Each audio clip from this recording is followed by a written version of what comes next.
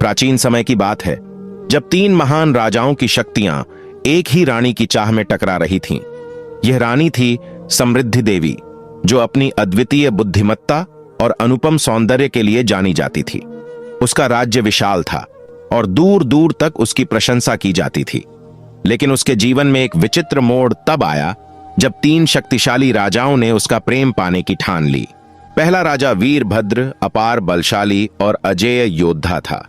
उसने न जाने कितने युद्ध लड़े और विजय प्राप्त की थी।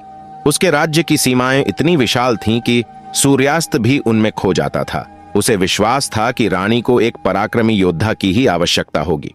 दूसरा राजा धरणीधर न्यायप्रिय और प्रजापालक था। उसकी वाणी में ऐसा जादू था कि शत्रु भी उसे अपना मान लेते थे। उसकी प्रजा उसे देवता की तरह पूजती थी, क्योंकि उसने अपने राज्य में कभी किसी को अन्याय का शिकार नहीं होने दिया। उसे लगता था कि केवल वही रानी का सच्चा जीवन साथी हो सकता है। तीसरा राजा चंद्रसेन कला, संगीत और विद्या का उपासक था।